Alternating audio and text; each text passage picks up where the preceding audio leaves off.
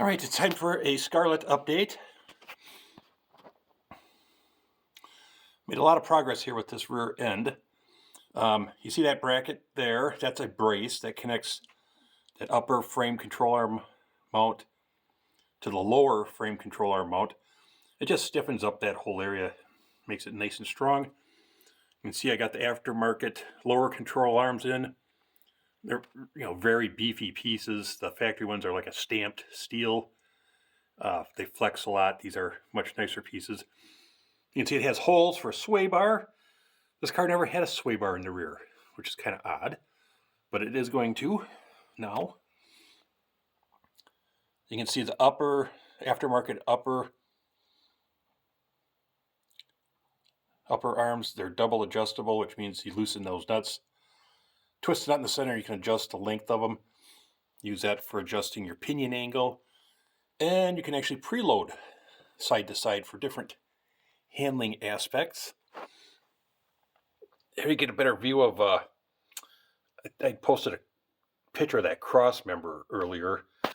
And what that does is it bolts to the frame with those 3 bolts on each side. You got to drill the holes for it. And then it uses that bracket up there, which uses 2 of the original shock mounts bolts. And then you drill a 3rd for that bracket. And then the bolt goes through the upper coilover, goes through that bracket, goes through the cross member, and then gets bolted that way. So all that load, instead of being carried right at that point where the factory shock went, is now being distributed throughout the whole frame of the car via that cross member. It goes all the way over to the other side, ties everything together. Nice, very nice setup. Very happy with that. It was a bitch to put in, boy. I tell you, it is tight.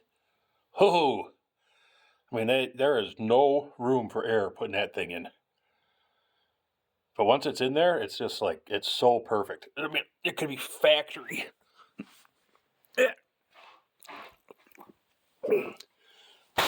So I'm having a little bit of an issue with these lower shock mounts, but I can make it work. You'll notice it's like really tight clearance right there. I'm not too concerned about that because the ride height is not set yet.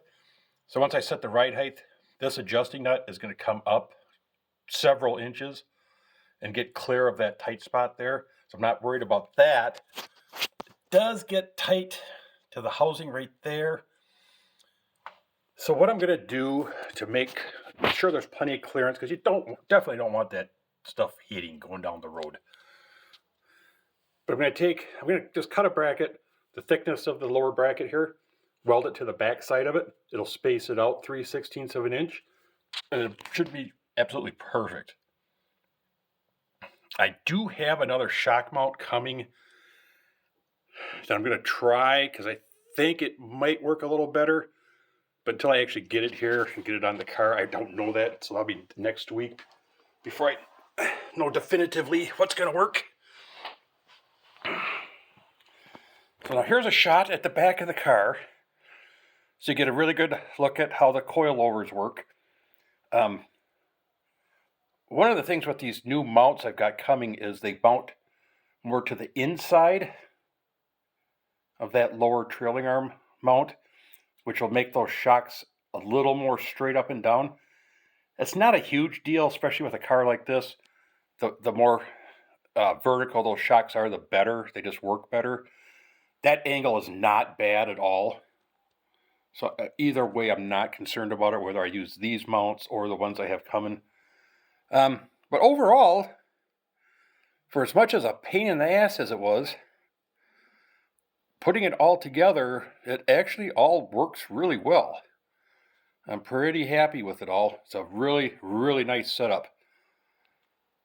It really modernizes the car big time. I can set the ride height with it. The shocks are double adjustable, adjust compression and rebound. I talked about setting preload with adjustable upper arms. It's going to have a sway bar in it now. The car is just going to totally drive and handle completely different than it did before. We've got the big beefy Ford 9-inch in there that'll take as much power as I'll ever be able to throw to it. And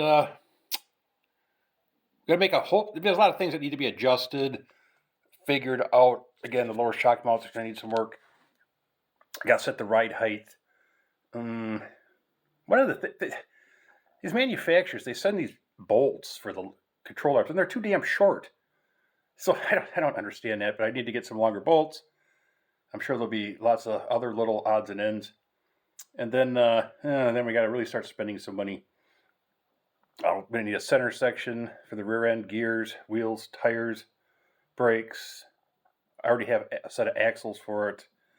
But so a long ways to go, bring it all together. But this is a lot of progress right here. So I'm very happy with it. It's really going to turn out nice when it's all said and done. So that's it for now. I will update you again soon. Thanks for watching.